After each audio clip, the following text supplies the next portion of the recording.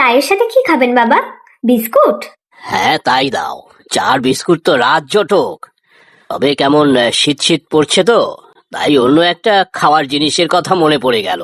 কি জিনিস বাবা? বলুন, আমি বানিয়ে দিচ্ছি। না না বৌমা, বাড়িতে আবার ওসব ঝামেলা করতে যেও না। আপনি কি খাবেন বলুন না, তারপর আমি দেখছি কিভাবে বানানো যায়। আসলে শীতকাল পড়লেই আমাদের ওই পাঁচুর দোকানে ফুলকপির সিঙ্গারা বানাতো। আহা, কি স্বাদ আর গন্ধ, এখনো জিভে লেগে আছে। ও, ফুলকপি সিঙ্গাড়া? সে আমি ঠিক বানিয়ে দেব। রবিবার তো আমার ছুটি। আপনার ছেলেকে সকালে বলবো, সব নিয়ে আসবে। আমি দেখবেন কেমন সিঙ্গাড়া বানাই। কি যে বলো বৌমা, রোজ ঘরের কাজ অফিসের কাজ করে সময় পাও না, রবিবার তো একদিনই ছুটি, সেদিন আবার এসব নিয়ে বসে যেও না। তার থেকে তুমি খোকাকে বলো হরির দোকান থেকে সিঙ্গারা নিয়ে আসবে। আচ্ছা বাবা, আমি দেখছি। আপনার চাটা খেয়ে নিন তো, রাত্রে খিচুড়ি করব কিন্তু। খাবেন তো? কি যে বলো বৌমা, খিচুড়ি আবার খাবো না? আগে জানো তো, কোথাও খিচুড়ি দিচ্ছে জানলে ঠিক গিয়ে লাইনে দাঁড়িয়ে যেতাম। সে জানি, আপনার ছেলেও তো খিচুড়ি খুব ভালো খায়। সেই বলেছে সব শীতের সবজি দিয়ে খিচুড়ি বানাতে আজ, সাথে বেগুন ভাজা থাকবে। খুব ভালো বৌমা। আচ্ছা, তোমার বাবা মায়ের কি খবর? ওনারা ভালো আছেন তো? হ্যাঁ বাবা, কাল রাত্রি আমার মায়ের সাথে কথা বলেছি। তা ওনাদের একদিন আসতে বলো না, দুজন মিলে একা একা থাকে, বেশ দুদিন জমিয়ে আড্ডা মারা যাবে। আচ্ছা বলবো, আমি যাই, মাকে চাটা দিয়ে আসি। আচ্ছা, তোমার শাশুড়ি মাকে একটু হাঁটা চলা করতে বলো। এই বয়সে বেশি শুয়ে বসে থাকলে পরে হাঁটতে চলতে পারবে না। মায়ের হাঁটুর ব্যথাটা একটু কমুক, তারপর আমি হাঁটুর ব্যায়াম শিখিয়ে দেবো।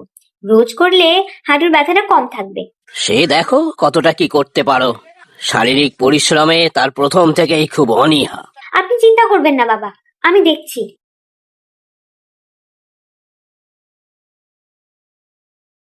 এই তো বৌমা এসেছে। আমি ভাবছিলাম আজকে তোমার এত দেরি হচ্ছে, চা দিতে আবার ভুলে গেলে নাকি? না মা, ভুলিনি। বাবার সাথে একটু কথা বলছিলাম, তাই একটু দেরি হলো। আচ্ছা তাই বুঝি? তোমার শ্বশুর মশাই নিশ্চয়ই আমার নামে অনেক নিন্দে বন্ধ করলো, কি তাই তো? না না মা, তা কেন? বাবা তো আপনার হাঁটুর ব্যথা নিয়েই চিন্তিত।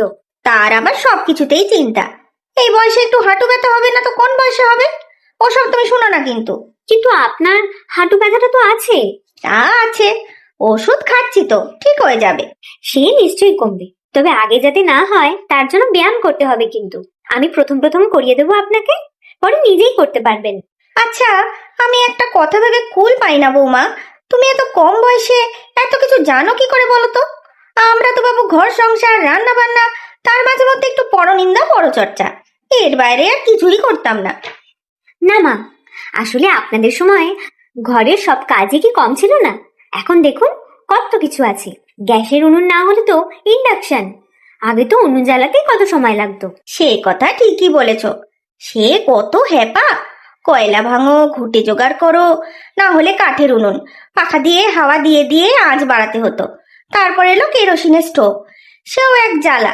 ঠিকঠাক বলতে না পাল্টালে রান্নায় সেই কেরোসিনের গন্ধ। এখন রান্না করা অনেক সহজ। ফ্রিজ, মিক্সি, মাইক্রোওভেন, কত কিছু।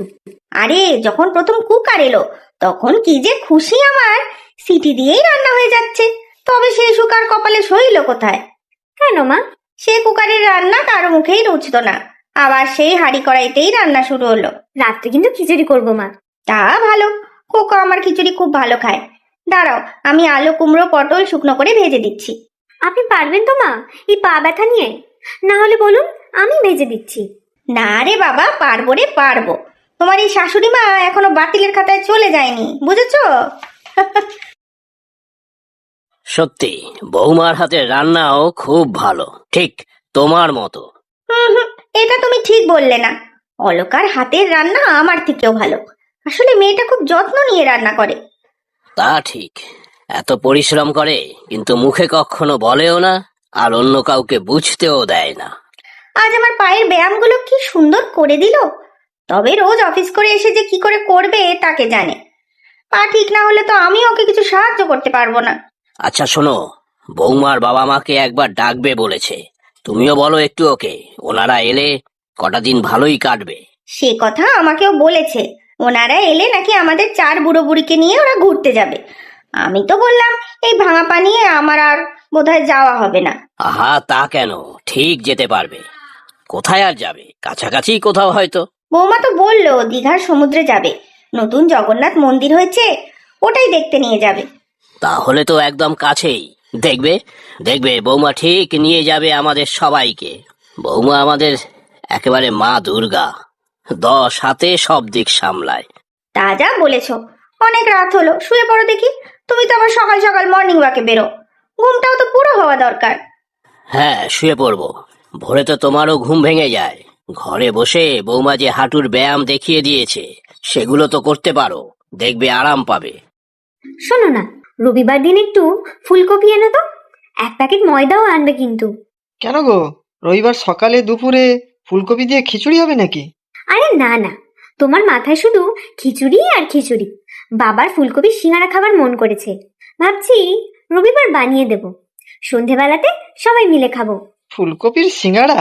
বাবা আগে প্রায়ই পাঁচু কাকুর দোকান থেকে নিয়ে আসতো, এখন আর পাওয়া যায় না। কি অসাধারণ খেতে ছিল! সেই জন্যই তো বললাম, রবিবার দিন ফুলকপি আর 1 প্যাকেট ময়দা, আর অল্প একটু হিংও নিয়ে আসবে, কিছু মশলা লিস্ট করে দেবো, সব নিয়ে আসবে। রবিবার দিন তো তুমি একটু রেস্টও তো করতে পারো। ওই দিন আমি না হয় হরিদার দোকান থেকে সিঙ্গাড়া নিয়ে আসবো।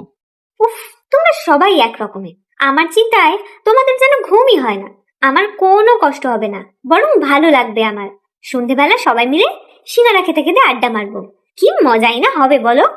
শুধু তুমি সব জিনিস নিয়ে আসবে, বলে দিলাম কিন্তু। আনবো রে বাবা, আনবো। ম্যাডামের যখন হুকুম হয়েছে, তবে বাড়ির বানানো সিঙ্গাড়া খেলে কারো শরীরের অপকার হবে না। হ্যাঁ তো, শোনো না, আরো একটা কথা ভাবছি। কি বলো না? ভাবছি আমার মা বাবাকে আসতে বলি আমাদের বাড়িতে, তারপর কদিনের জন্য অফিস ছুটি নিয়ে সবাই মিলে দীঘা ঘুরতে গেলে কেমন হয়? বাহ, এ তো খুব ভালো কথা। আপনার আজ্ঞা শিরোধার্য হে গিন্নি। বাবারে বাবা, পুরো নাট্য কোম্পানি যাত্রাপালা।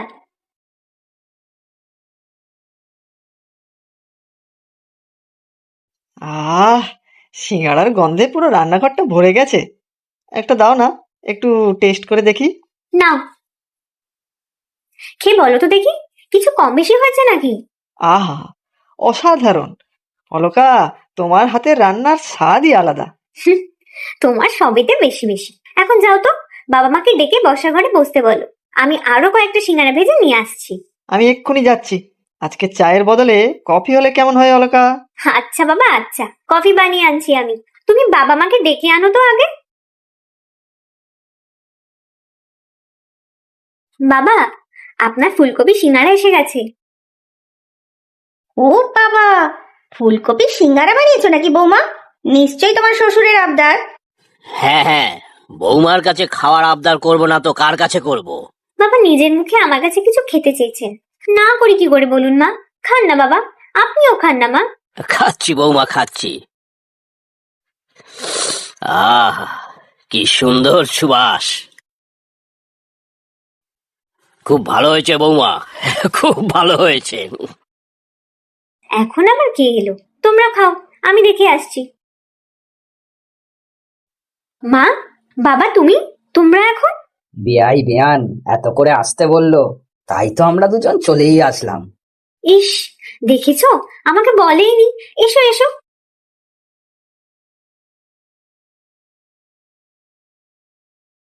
কি, কেমন সারপ্রাইজ দিলাম অলকা? অবশ্য বাবা মায়েরও প্ল্যান ছিল। সত্যি আজকে আমার খুব আনন্দ হচ্ছে, সবাইকে একসাথে দেখে।